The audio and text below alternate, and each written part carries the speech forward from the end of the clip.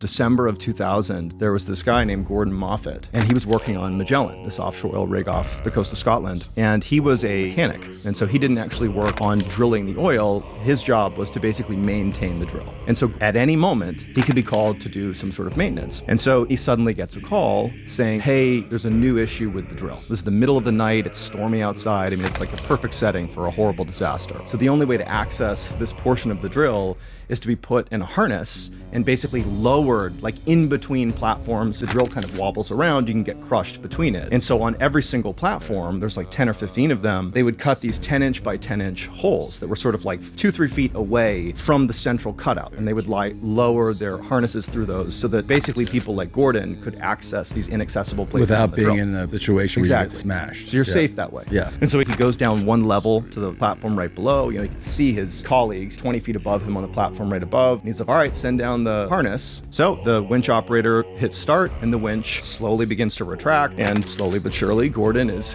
lifted off the ground on the lower platform and he's brought up, 10 feet until he could access the section of the drill that he couldn't before. So the guys above him wave to the hoist operator, like, all right, stop it. He hits the button, it stops. And so Gordon fixes the drill, it begins to work again, everything's great. And so he signals to the guys above him like, hey, I'm ready to go back down again. And so the winch operator's like, okay. He hits the start button and then just kind of starts looking off into space. Like, this is his only job, is literally pushing this button. Yeah. That's all he does. And so he's not really paying attention. He didn't realize that he had not reversed the settings of the winch, that instead of flipping it to now when he hits start, it lowers Gordon. He had left it in retract mode. And so when he hit start, the winch began to continue to raise Gordon up towards the platform above him where that mouse hole is. And so the guys on the upper platform, they notice this, they turn and they're like, come on, dude, you screwed it up. But the guy doesn't hear them. So they have this phone that's right nearby that radios up to the hoist operator. And so they call, the hoist operator answers it, and he's like, stop the winch, it's going the wrong way. And so the hoist operator hits stop, but nothing happens. So what had happened in the space of time between